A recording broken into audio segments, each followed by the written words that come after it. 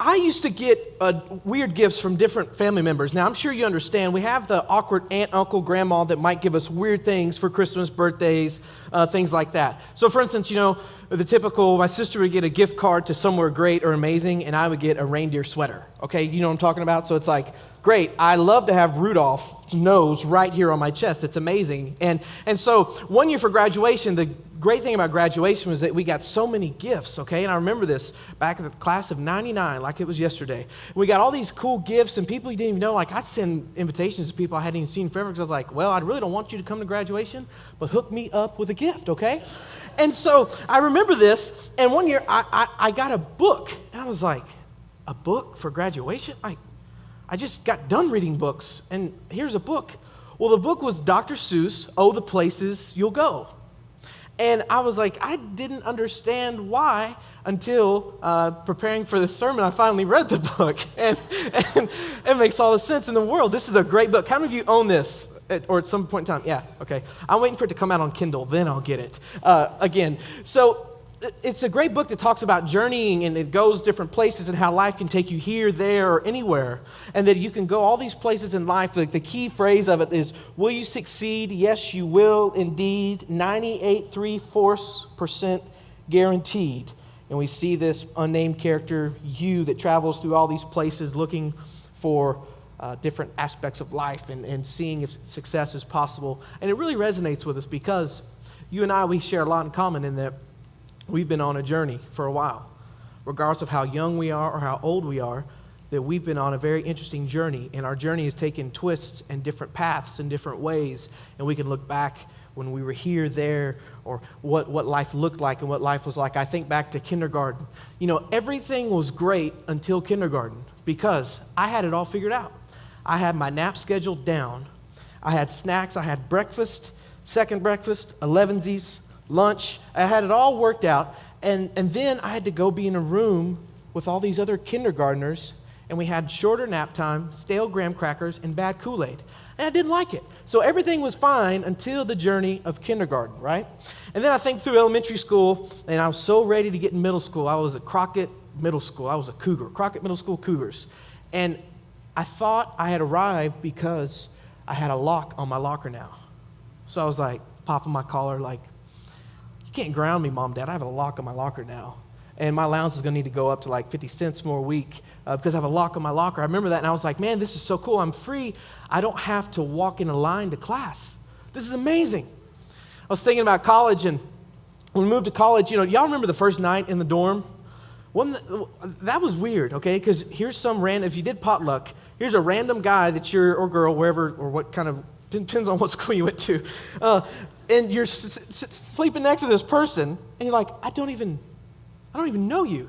And they're sleeping there, and you're like, this could just get weird all of a sudden. I remember first night of college, Micah, his classic line of all Micah-isms, he was like, dude, I don't have to ask my mom if I can spend the night. I was like, yeah, we're in college. Imagine that. And it was amazing.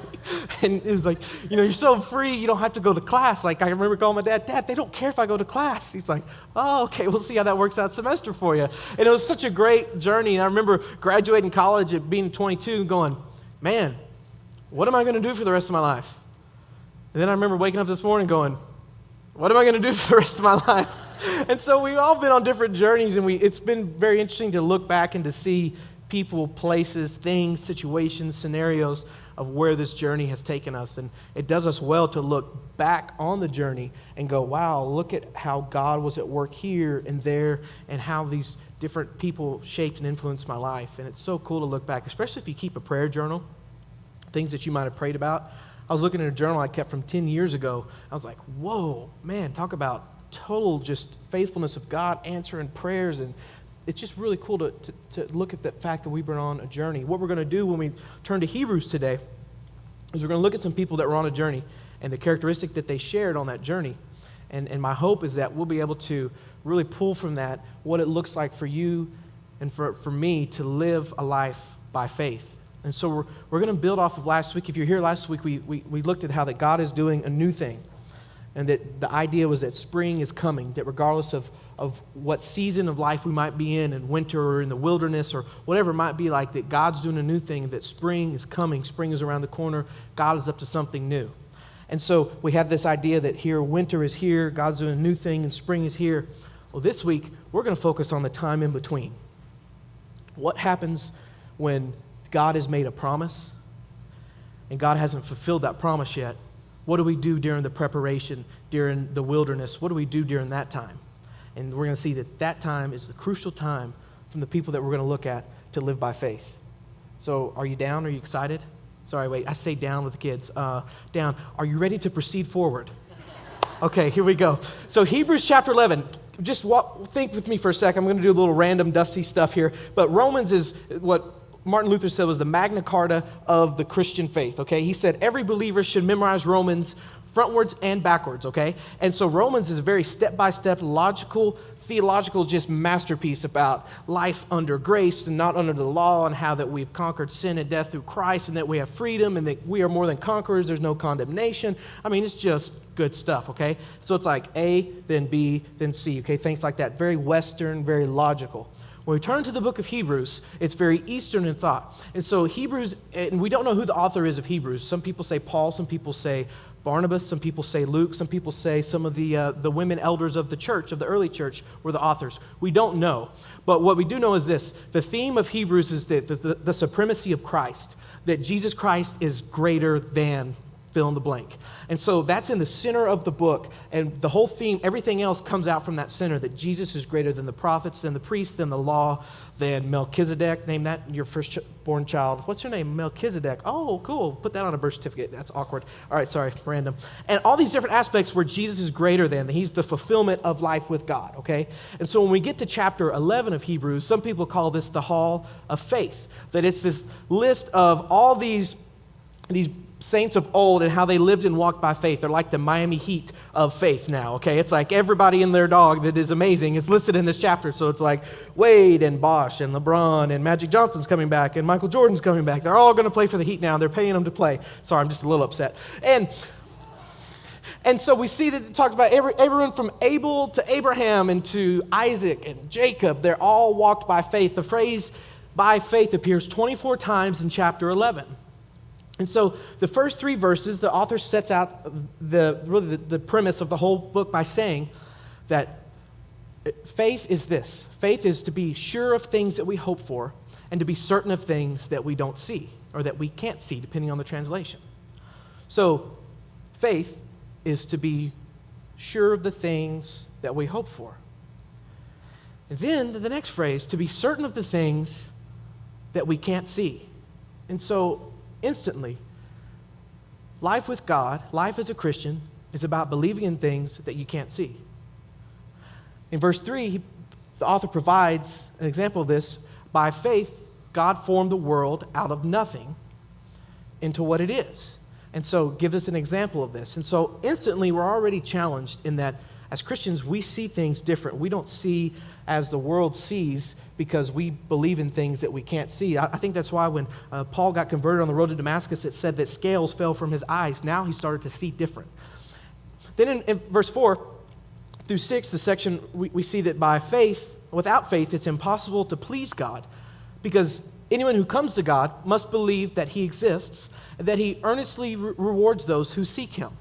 And so we see that somehow faith, it has this ability to please and touch and strike a chord in the heart of God like no other.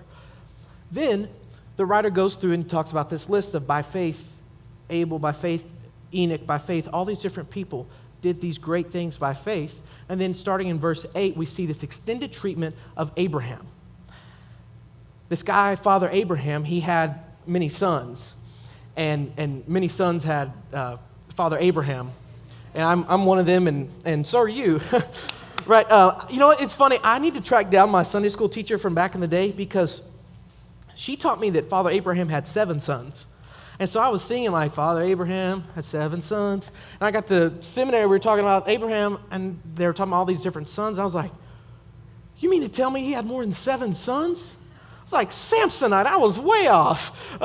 So Father Abraham had more than 7 sons. And so here we go. The Abraham in verse 8 has been promised that he was going to be the father of many nations.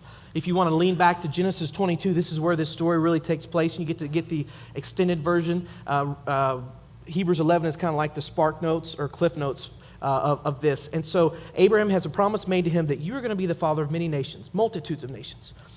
The problem was that he and Sarah were around the ripe old age of 90, so they weren't exactly spring chickens, and they didn't have modern technology like we do today, and they couldn't clone. So they laughed at God when God told them that they were going to be the father and the mother of many nations.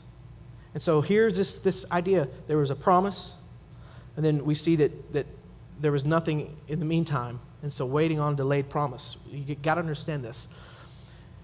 Then they decide to try to take things in their own hands to get a son, and they do a Jerry Springer kind of thing on the side, and that wasn't how God wanted to fulfill the promise. And so then finally they have the birth of Isaac, and Isaac is the fulfillment of this promise. And so we start to see this biblical pattern of God speaking, God promising, then a wait time, a preparation time, and then a fulfillment of the promise. You've got to get that. There's just this process in it. If you look back over your life, you'll be able to see it. And so then what happens, and why Abraham had such great faith, was that now this promise had came through the son Isaac, that God was going to bless and God was going to multiply, he was going to be great. God asked Abraham to take Isaac, his one and only son, or his only begotten son, to a mountain and offer him as a sacrifice. And so you could imagine the absurdity of this is that, so the fulfillment of the promise, now you're asking me to go and to give that son back to you, which is absurd. And Abraham showed great faith. And the language in Genesis 22, I wish I could get more into it, is that Abraham said to the servants on the way up to the mountain, you stay here, me and the boy are going to go up the mountain to worship. And he said, in a couple of days, he and I, will return. And later on in explaining Abraham's faith, the author spoke of that Abraham had such great faith that he considered that God could raise Isaac back from the dead. And so here, this Abraham took God at his word and said, okay, whatever you want me to do, I'm going to go do it. And I trust you so much and trust in your promise so much that you can bring my one and only son back from the dead. And so that is the history and kind of the backstory of why Abraham is this commended as someone of such great faith. And so after that extended section in verses 8 through 12, our scripture for the day is found in verse 13. And let me read this for you. All these people were still living by faith when they died. Speaking of Abraham, Sarah, Isaac, and Jacob, and some of these saints of old before. They did not receive the things promised. They only saw them and welcomed them from a distance. And they admitted that they were aliens and strangers on earth. People who say such things show that they are looking for a country of their own. If they had been thinking of the country they had left, they would have had opportunity to return. Instead, they were longing for a better country, a heavenly one. Therefore, God is not ashamed to be called their God, for he has prepared a city for them. And so, in the middle of bragging about Abraham and talking about his faith, the author breaks into this transitory statement basically saying, all these people that I'm talking about beforehand, they did not receive the promise of God, yet they lived by faith. That they were looking for a land, that they were looking for a land that they couldn't find, that they didn't able to end up at, but they still lived by faith. In their deaths, they were still said of them that they lived by faith. That though Abraham saw Isaac, he did not see the promise that all of his descendants would be as numerous as the stars, but he still lived by faith. And so I think as we're on our various journeys, the various places that we'll go, I don't think it's as important as the way in which we get there or how it looks or how successful we are. I think what's important is that you and I live by faith. You say, well, that sounds easy. It's Sunday school. Well, no, let's take it a step further. Many of you have had things and promises spoken into you, promises God has made to you and to your family, to your friends, that God's going to do great things for you, that God has dreams for you, that God has a destiny for you, for your children, for those that you come in contact with. And so you've had that promise, but now you're in that spot where you don't see Isaac, you don't see anything, you're in wilderness. And so do you have faith in this spot, on this side of the promise? And that's where it comes in. And so It's as if last week when we talk about the spring is coming, okay, great, that's good and all, but what about right now? What do I do right now? And do you believe that God can be trusted right now when it doesn't look like anything is going to be accomplished? And that's the type of faith that the people in Hebrews 11 had. And so it's this pattern. There's promise, there's preparation, then there's payoff. And it happens. That's how it happens. And so think about the life of David. There was a promise made, spoken to him through Samuel. Then this preparation, as the guys are out at war, he was shepherding, and all of a sudden he attacked a bear, then he attacked a lion, and then time for the payoff. Oh, well, there's a giant. Oh, duh, I've been prepared. Let me grab a slingshot and some rocks and take down the giant. Are you tracking with me? Does that make sense? That should make sense for us, is that there's a preparation stage, okay? And let me side note something for just a sec. Last night when we were talking, I was sharing with the Saturday night crew about their ministry and what God's called them to do. And I got looks back at me like, what are you talking about? You're the minister, I'm the attendee. And that's not the case. We all have a calling on our life, regardless if we get paid to do it or not. Are you tracking with me? Does that make sense? Like, you have a ministry. You have people in your life that God has put in your path that need you to reach out to them. Does that make sense? Is that cool? Okay, I just got glares. They're like, don't call me a minister. I was like, what? I mean, come on, I'm not going to associate you with tax fraud or buying a jet or anything. So that's why, sorry, I do. So I just want to make that sure, that you have a ministry. So when I speak about calling, I'm not talking about me and these people. I'm talking about all of us. Like, you have something that God has put in you, and it's a matter of pulling that out. So let's keep going. So when we talk about trust, I'll sum it up real quick, but my world has been rocked by a book. It's called Ruthless Trust by an author named Brennan Manning, and he's the author that wrote Ragamuffin Gospel. I ordered as many copies as I could from Christian Book, and they're going to be in the bookstore as of Tuesday. Go get them, please. The first 2 chapters are the most amazing 2 chapters of contemporary Christian literature that I've read in probably 10 years. And in that book, it asks a question that I've been asking myself, basically this: do I fearlessly and ruthlessly trust God? Not do I believe in God, do I believe great things about God, but at the end of the day, when it's me alone with God, do I trust in Him? Do I trust His character, His promises, His nature? Do I trust in Him?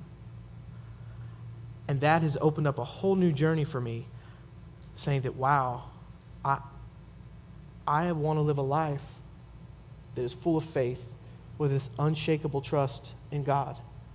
And so I ask you the question, could it be said of you that when you're in this middle period, things don't look like they should and nothing's really happening, do you fearlessly and ruthlessly trust in God and in His character and who He is and His promises?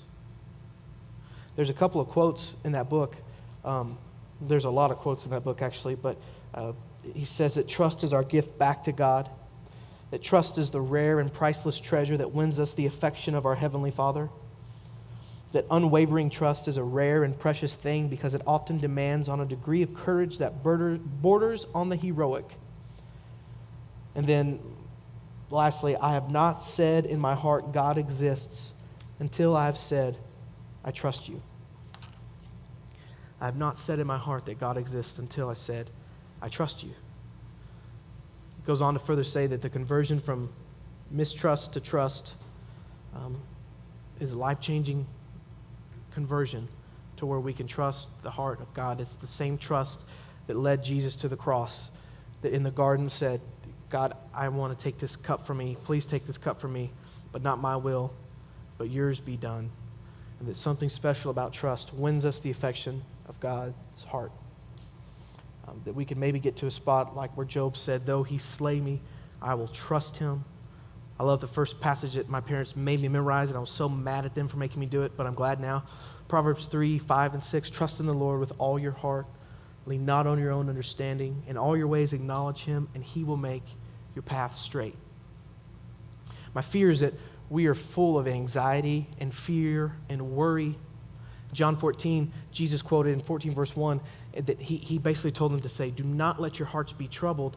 And the cure for this, the antidote for this was trust in God, trust also in me. Do not let your hearts be troubled. Trust God and trust also in me.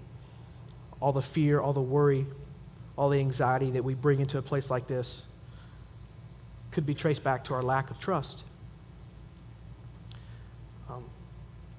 On the way here this morning, I was listening to some of the songs, and I like to turn the radio off every once in a while just because, we have so much white noise all the time. And so you turn it off, and it's like, wow, this is silent, but it's so loud. And I just got, what do you want me to say to these people today? And I felt in my spirit, this is what God said. Tell them that I'm trustworthy. And so regardless of where you might be, what might be going on in your life, regardless of what season of life you're in, God is trustworthy. He can be trusted. He can be counted on. He can be depended on. That God, who has been faithful, will continue to be faithful to me, to you, to his promises. Some of the ways we activate this trust is simply through prayer and saying, God, here it is. You take, you do, you know my heart. Your will be done. We worship, we say, God, you are greater, you are stronger than any other, that if you are for me, who can stop us? God, I thank you for all the glory. I put it back to you. Take my life, let it be. Go take whatever you want from me, that you are my God. You hear from heaven every time I call. God, you are God alone and not me. And so something about worship gets us to go, yeah, I trust you. This makes sense. But you want to know the secret. Here's the secret. When you start living out of thanksgiving and a grateful heart, it's a sign that you're on the road to ruthless trust. Because once you start thanking God and realizing that all of life is a gift, that all the blessings are a gift, and you start thanking God for that, then you start to see that the trusting heart is the grateful heart. And if you can start thanking God, and then if you want to take it a step further and just go like ruthless trust crazy on it, now start thanking God for all the trials and the bad stuff. I dare you. Because you'll start to realize that God was present in the bad and God was present in the good. And in some way, God is taking the bad and making it into the good, even though it doesn't look like it at all. That God is taking an Ishmael situation into an Isaac situation, or taking a barren womb into all of a sudden the womb that has the father of many, many, many nations. That God is taking the garden full of tears and blood to resurrection. You see, so when you start thanking God in the tough stuff, that's when you trust him. Say, God, I don't understand the pain. I don't understand why this is that way, but I trust you. See, it's easy to trust God when things are going great.